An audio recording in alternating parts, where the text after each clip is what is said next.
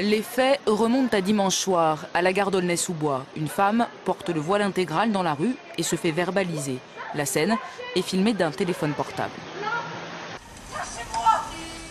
Le contrôle se transforme ensuite en arrestation pour vérification d'identité au commissariat.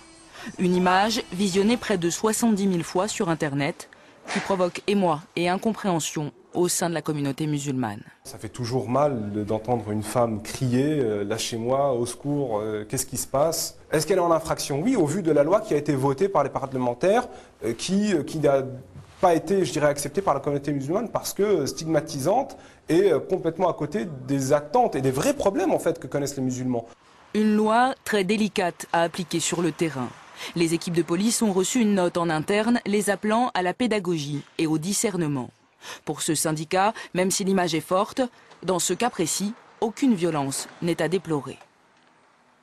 Là, c'est ce qu'on appelle, c'est maîtriser. Quelqu'un qui veut passer, c'est maîtriser, mais il n'y a pas d'acte de violence, elle n'est pas conduite au sol. C'est une loi sensible, elle touche la liberté de culte. Maintenant, si la personne contrôlée se prête au contrôle d'identité, il n'y a aucun problème. Seulement, nous avons affaire, c'est un sujet, on va dire, hautement politique, et les gens veulent mettre les policiers en difficulté. Face à cette incompréhension des deux parties, que dit exactement la loi? Les policiers, dans leur mission sur la voie publique, constatent qu'une personne porte le voile intégral. Ils doivent alors contrôler son identité, ce qui suppose que la personne accepte de montrer son visage et des documents qui démontrent son identité. Si elle refuse de le faire ou qu'elle est dans l'impossibilité de le faire, ils peuvent alors l'interpeller pour vérifier au poste de police son identité. La dissimulation du visage dans l'espace public est désormais une infraction passible de 150 € d'amende.